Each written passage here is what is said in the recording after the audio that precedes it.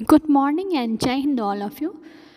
In the earlier videos, we have seen what are the ecosystem and what is the aim of ecosystem. We have seen components of ecosystem, biotic components, abiotic components, and how they are dependent on each other. Now we will see water. Water is an abiotic component of the ecosystem.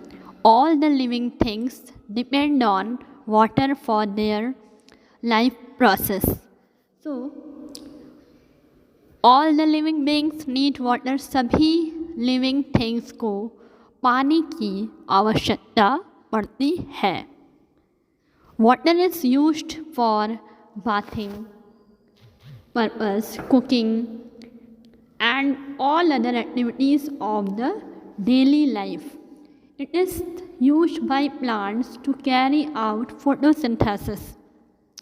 So, plants use water for the process of photosynthesis, where they make their food by own self with the help of sunlight, water, carbon dioxide, chlorophyll. Now, soil. Soil is another abiotic component of the ecosystem on which most of the living things are dependent. Next is soil. Soil animals और insect का घर होती है. Soil nutrient provide करती है plants को. तो इस तरह से सॉइल बहुत ही हेल्पफुल है लिविंग थिंग्स के लिए. ठीक है. Now coming to the balance of nature.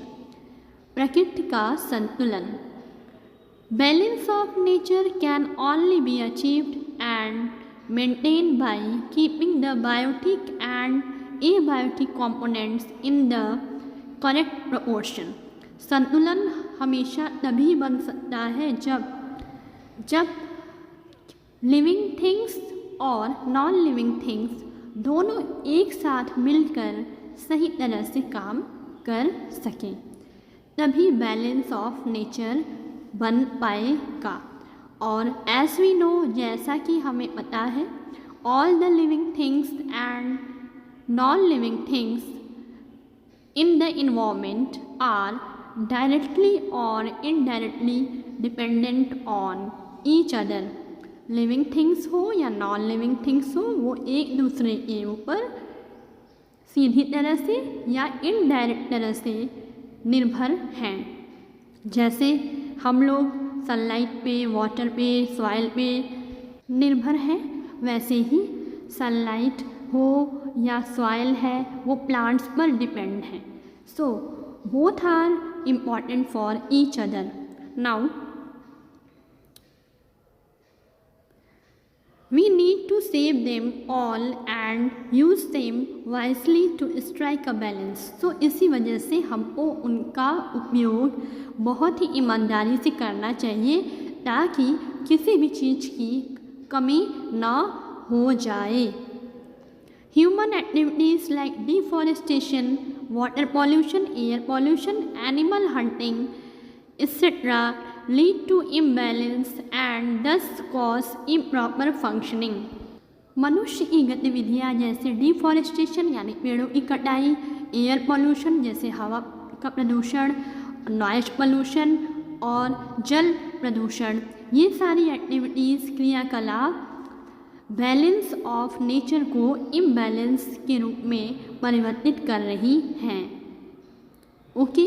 So now coming to the next, factors responsible for imbalance of nature. कौन कौन से कारण हैं जिसकी वजह से प्रकृति में असंतुलन की स्थिति पैदा हो रही है. Various factors responsible for causing imbalance of nature includes population development, यानी कि जितने भी फैक्टर्स हैं, बहुत ही फैक्टर्स हैं जिसकी वजह से प्रकृति में असंतुलन की स्थिति पैदा हो रही है. पहला है ह्यूमन पॉपुलेशन। पॉपुलेशन मीन्स होता है अगर बहुत से लोग अगर इस पृथ्वी पर हो जाएंगे बच्चों, तो उनकी आवश्यकताएं बढ़ जाएंगी और आवश्यकताओं को पूरा करने के लिए हम लोग के पास इतना सब कुछ पर्याप्त मात्रा में है। और इनसैनिटेशन मीन्स कि जो भी साफ़ सफाई ना होना, एनिमल हंटिंग जानवरों को शिकार करना, पॉल्यूशन प्रदूषण, डिप्लीशन ऑफ रिसोर्सेज और रिसोर्सेज की कमी, और ये सभी चीज़ों की वजह से हमारे प्रकृति में असंतुलन पैदा होता है। If there factors are not taken care of this would lead to great destruction और to make our planet unfit for living. अगर हम ये सारे फैक्टर्स को कम ना करें तो हमारा संतुलन बिगड़ता ही चला जाएगा। Now protection of ecosystem. अपने इकोसिस्टम की सुरक्षा देखभाल कैसे करें? To ensure a healthy living. अपने आप को और अपने वातावरण को और अपने रहन सहन को अच्छा स्वास्थ्य घर बनाने के लिए it is very important to save environment. Now we should use all the resources wisely. हमें सारे स्रोतों को ईमानदारी से यूज़ करना चाहिए। ये नहीं कि कोई सोर्स है, प्लांट है, तो उसको फालतू में हम काट रहे हैं या उसको ख़त्म कर रहे हैं। नाउ तो हमको वेस्ट नहीं करना चाहिए। Pollution control, avoiding deforestation, spreading awareness among masses about the importance of biotic and abiotic factors etc. Avoid deforestation। अगर हम पेड़ ना काटें। Spreading awareness among masses about the importance of biotic and abiotic factor। अगर हम लोगों में ये जागरूकता ले आएँ कि हमें बायोटिक कंपोनेंट हो या एबायोटिक कंपोनेंट हो, उसको प्रॉपर तरह से यूज करना चाहिए, तो हम अपने इकोसिस्टम को बचा सकते हैं। Now it is environment day and Van Mahotsav are celebrated to create awareness about the importance of environment. अभी के दिनों में बहुत सारे जगह पर स्कूलों में वन महोत्सव और बहुत सारे इन्वायरमेंटल अवेयरनेस प्रोग्राम चलाए जा रहे हैं। वन महोत्सव में हम लोग ये बताते हैं कि ज़्यादा से ज़्यादा पौधे लगाए जाए, जिससे इकोसिस्टम आपका बैलेंस बना रह सके। So if we follow this criteria, then we will able to save our ecosystem, balance of our ecosystem. So this is the food web, all of you.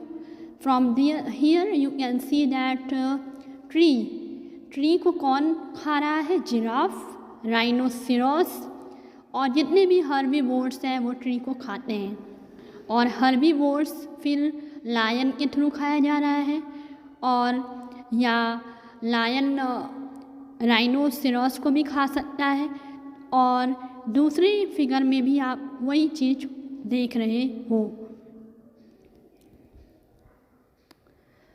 So we have seen in this video that abiotic components and biotic components both have equal importance in our life.